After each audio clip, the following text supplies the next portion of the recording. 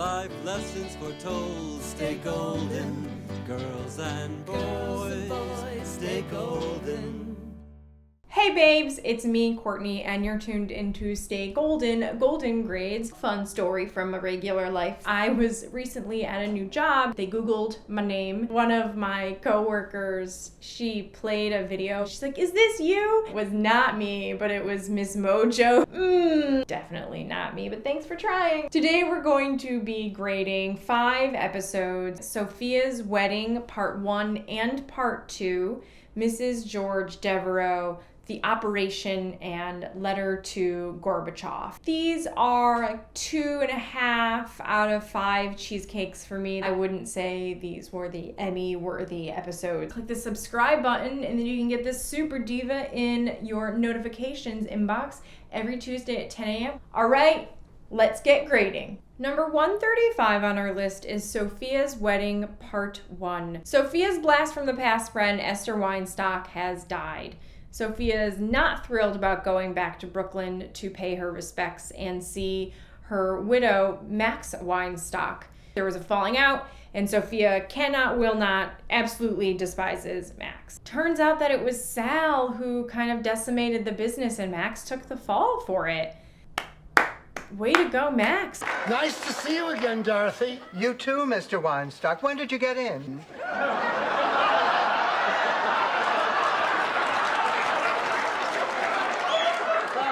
Oh, you mean in town yesterday? Dorothy doesn't take this very well. She doesn't like the idea of her father being replaced. And I think that's a really honest response. P.S. Really quick wedding. Oftentimes I feel like episodes around Sophia involve her friends dying and then she just loses someone else in her life. Now, granted, Esther Weinstock did die, but she got Max. Kind of a weird episode. Like the Elvis stuff is really funny and the wedding stuff is really sweet. Rose and Blanche have formed the Hunka Hunka Burnin' Love Elvis Presley fan club. Well, I hope you're not too upset over this, Dorothy. I've just been thrown out of an unauthorized Elvis fan club. I'll try to pick up the pieces and go on with my life. I mean, there must be a support group for people like me. I was thinking about the fan clubs that I would do. Cat fan club. I'm really into ketchup. Is a YouTube channel just the ultimate fan club? A Storm from X-Men. Pants. I really like pants with pockets. These are obscure fan clubs, but I'm really into the niche market. In the comments below, you let me know what your niche market fan clubs will be. Do you know what I hate doing most after a party? Trying to find your underwear in the big pile? Number 134 on our list is Sophia's Wedding, Part 2. Sophia and Max break up. Max and Sophia really did get married, and they don't actually get divorced. Does that mean that Sophia's actually married? Think of the rest of the series as like Sophia's actually a married woman. And I could be wrong about this, and I'm willing to accept that. If you guys want to fight me in the comments on it, that just plotline just kind of got dropped there. Also, what kind of got dropped there? Dorothy picking up smoking. The episode starts with like Dorothy stress smoking, and I kind of don't buy it. It's like kind of a stress relief. I think that the ladies have had way more stress in their life besides this episode. So for Dorothy to pick up smoking under these circumstances, I enjoy that they came home and they had no place to live because, you know, these crazy kids, they kind of forgot to get a house. And the result of the bathroom scene is quite enjoyable. Hiya, Cupcake. It's time to play Connect the Freckles. Not now, Max. Would you hand me the... What the hell is going on here?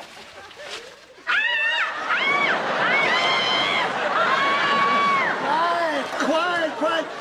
This has been a big mistake. I thought Sophia was in the shower. Hand me my glasses. I'm blind as a bat without them.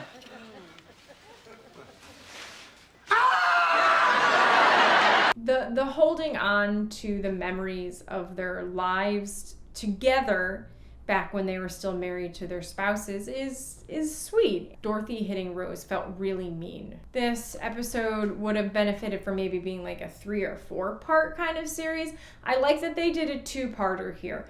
But I would have loved to have seen Max and Sophia live with the girls for a little bit longer, in the way that I had also wanted to see Stan live with the girls a little bit longer. Just disrupting the ordinary dynamic has an opportunity for a lot of humor. Number 133 on the list is Mrs. George Devereaux. I'm going to walk you through this episode in the way that I experienced it. Lyle Wagner and Sonny Bono. It feels, unfortunately, outdated. Why don't you just have made it any two men that could have just had fake names? Because the fact of the matter is, the episode really centers around Blanche, that she's got the most amount of flowers that ever flowered on the planet.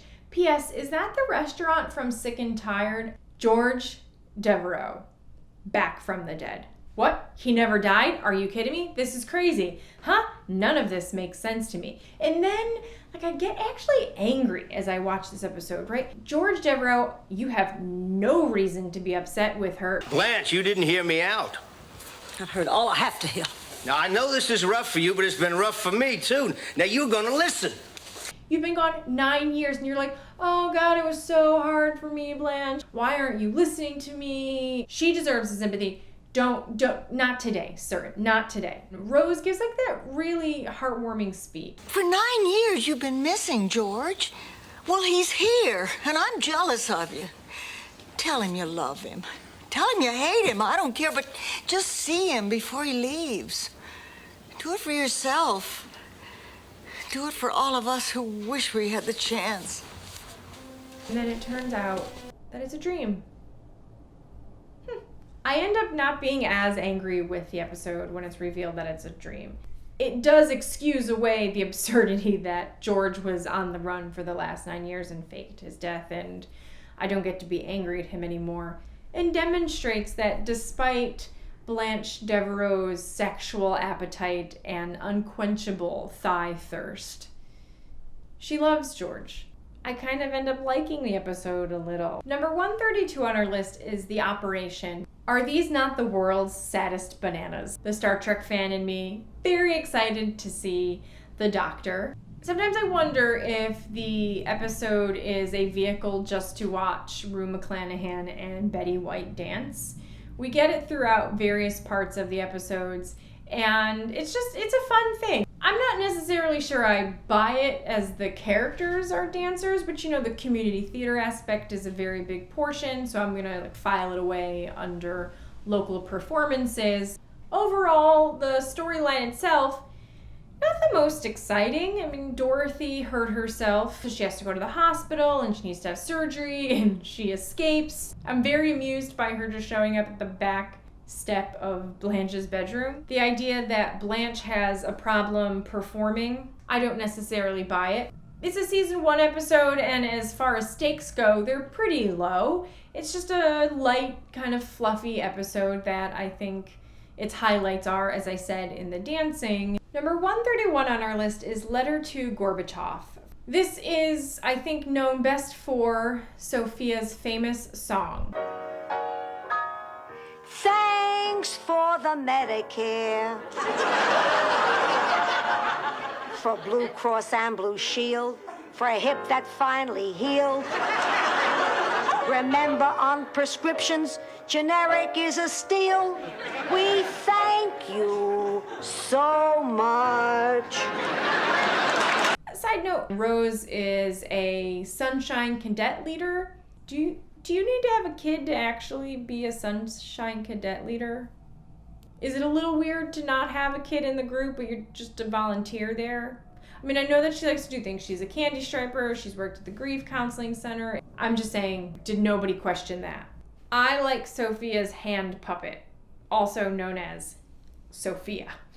Rose, rather than being stupid, is the microphone for that perspective. She's more childlike and innocent in her letter than she is, dumb, which I hate what they do in later seasons where they just make her incompetent. In this episode, it's not that she doesn't have a brain, it's just that she gets mistaken for being a child because her thoughts are so simple and so pure that only a child could say, you know, I'm afraid to go to sleep at night because of nuclear war, because as adults we know we should just swallow our feelings at this point, right? Ooh, too real? Too real.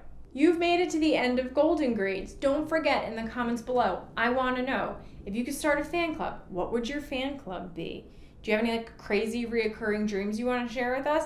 I was also thinking as we were going over the operation, have you guys ever had to like go to the emergency room for something? What did we get right? What did we get wrong? Are these like your most favorite episodes on the planet? Thank you for being a friend and watching Stay Golden. Don't forget to like this video, share with your friends, and as always, we would love to have you in the Stay Golden community if you aren't a subscriber already. So hit that subscriber button, and as always, stay golden out there.